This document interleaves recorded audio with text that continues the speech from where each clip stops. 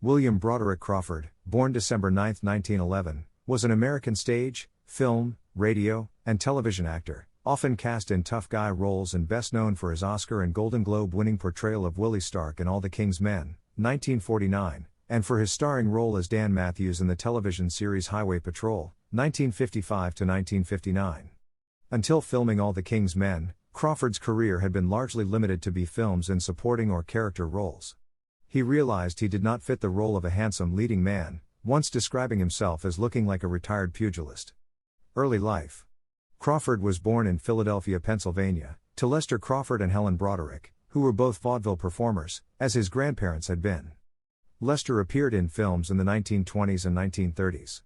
Helen Broderick had a career in Hollywood comedies, including memorable appearances in the Fred Astaire and Ginger Rogers musicals Top Hat and Swing Time. Young William joined his parents on the stage, working for producer Max Gordon. After graduating from Preparatory High School Dean Academy, now Dean College, in Franklin, Massachusetts, Crawford was accepted by Harvard College where he enrolled. However, after only 3 weeks at Harvard he dropped out to work as a stevedore on the New York docks. Acting career. Crawford returned to vaudeville and radio, which included a period with the Marx Brothers in the radio comedy show Flywheel, Shyster, and Flywheel. He played his first serious character as a footballer in She Loves Me Not at the Adelphi Theatre, London in 1932. Crawford was originally stereotyped as a fast-talking tough guy early in his career and often played villainous parts.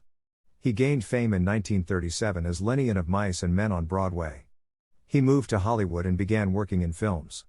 Early films. Crawford made his film debut for Sam Goldwyn in Woman Chases Man, 1937. He was in Start Cheering, 1938, at Columbia but missed out on reprising his stage performance as Lenny in the film version of Mice and Men, losing it to Lon Chaney Jr. Paramount. Crawford signed a contract with Paramount. He appeared in some B-films, Ambush, 1939, Sudden Money, 1939, and Undercover Doctor, 1939. He had a good role in the prestigious Beau Geste. After appearing in Island of Lost Men, 1939, Crawford had a Beau Geste-style role in The Real Glory, 1939. He appeared in 2 films for Walter Wanger and Tay Garnett, Eternally Yours, 1939, and Slightly Honorable, 1939. Universal. Crawford moved over to Universal, where he was given his first starring role, in the B-picture I Can't Give You Anything But Love, Baby, 1940. He had supporting parts in When the Daltons Rode, 1940, Seven Sinners, 1940, for Garnett, and Trail of the Vigilantes, 1940.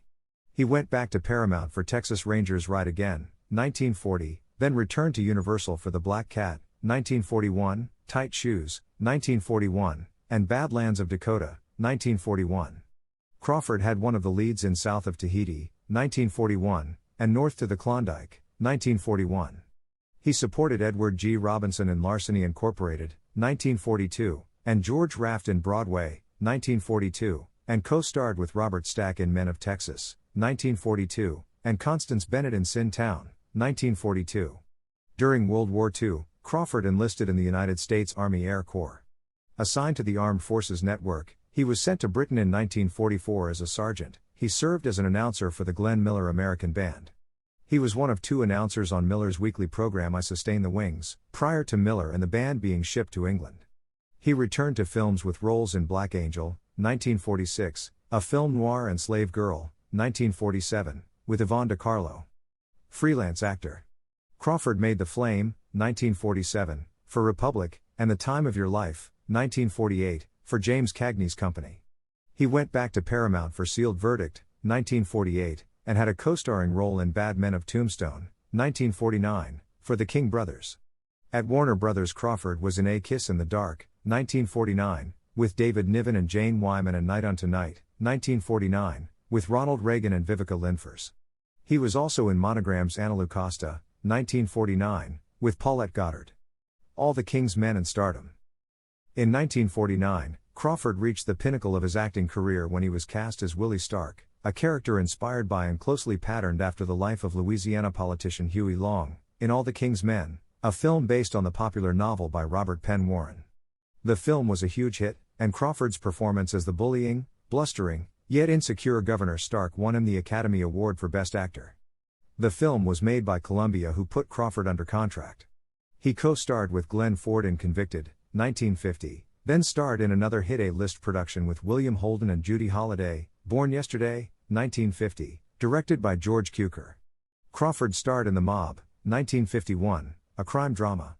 Under the direction of Phil Carlson, he starred in Scandal Sheet, 1952, based on a novel by Sam Fuller. MGM borrowed him to play the villain in Lone Star, 1952, opposite Clark Gable and Ava Gardner.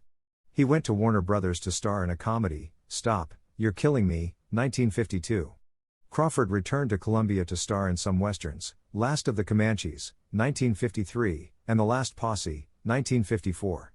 20th Century Fox borrowed him to co-star with Gregory Peck in Nunnally Johnson's Night People, 1954. Crawford was reunited with Glenn Ford in Human Desire, 1954, directed by Fritz Lang. Edward Small used him in Down Three Dark Streets, 1954, and New York Confidential, 1955. In 1955, Crawford assumed the starring role as Rollo Lamar, the most violent of convicts in Big House, USA. In the film, Crawford's character is a hardened convict so violent he commands the obedience of even the most violent and psychotic prisoners in the prison yard, including those portrayed by such famous tough guy actors as Charles Bronson, Ralph Meeker, William Talman, and Lon Chaney Jr. Stanley Kramer cast him in a good supporting role in Not as a Stranger, 1955, which was a big hit. He received an offer in Italy to star in Il Bidone, 1955, directed by Federico Fellini. Highway Patrol. In 1955, television producer Frederick Ziv of Ziv Television Productions offered Crawford the lead role as Dan Mathews in the police drama Highway Patrol, which dramatized law enforcement activities of the California Highway Patrol, CHP. Ziv Television Productions operated on an extremely low budget of $25,000 per episode of Highway Patrol, with 10% of gross receipts going to Crawford as per his contract. While the show's scripts were largely fictional, the use of realistic, rapid-fire dialogue, stark film noir-styled feel and Crawford's convincing portrayal of a hard-as-nails police official helped make the show an instant success. Highway Patrol remained popular during its 4 years, 1955 to 1959, of first-run syndication, and would continue in repeat syndication on local stations across the United States for many years after. For much of the period from 1955 until 1965, most of Crawford's television roles involved Ziv Television, which was among the relative handful of producers willing to accept the frequent challenges inherent with working with the hard-living and hard-drinking Crawford. Years later, Frederick Ziv admitted in an interview, "To be honest, Broderick could be a handful." Highway Patrol helped revive Crawford's career and cement his tough guy persona, which he used successfully in numerous movie and TV roles for the rest of his life. During the series run he appeared in The Fastest Gun Alive, 1956, with Ford at MGM, a successful western, Between Heaven and Hell, 1956, with Robert Wagner at Fox, directed by Richard Fleischer, and The Decks Ran Red, 1958, with James Mason for Andrew L. Stone.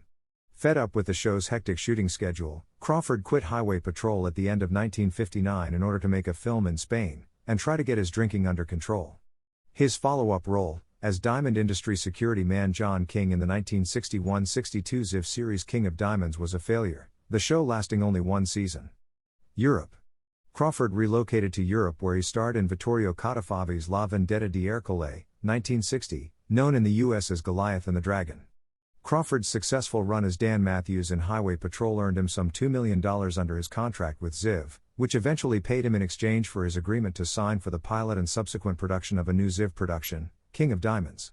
Recently back from Europe, and having temporarily stopped drinking, Crawford was signed to play the starring role as Diamond Industry security chief John King.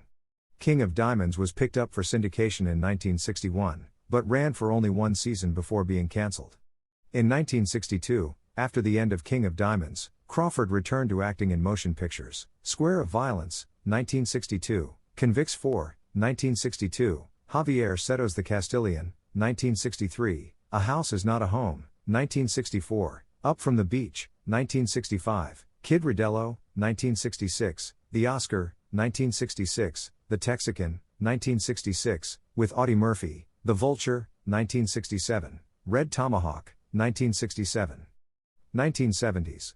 After 1970, Crawford again returned to television. From 1970 to 1971, he played the role of Dr. Peter Goldstone in The Interns. In 1977, he starred as J. Edgar Hoover in The Private Files of J. Edgar Hoover. He would eventually make a series of guest appearances on several TV programs, while starring in several made-for-TV movies. He wore the trademark fedora and black suit when he made an appearance as guest host of a 1977 episode of NBC's Saturday Night Live that included a spoof of Highway Patrol. In an episode of CHP's, Crawford appeared as himself, recognized after being stopped by Officer Poncherello, who presses a reluctant Crawford to give his trademark line from Highway Patrol, 2150 to headquarters. Musician Webb Wilder's instrumental, Rough Rider, on the album It Came From Nashville, is dedicated to Broderick Crawford in admiration of his Highway Patrol character's ability to solve any crime committed in California by setting up a roadblock. Crawford worked in 140 motion pictures and television series during his career and remained an especially durable presence in television. Crawford is referenced in the 1977 film Smokey and the Bandit in the scene where an Alabama State Patrol officer angrily confronts Sheriff Buford T. Justice, Jackie Gleason, and his damaged vehicle with its horn that won't stop blaring. When Justice starts to introduce himself, the trooper interrupts him and barks, "I don't care if your name is Broderick Crawford."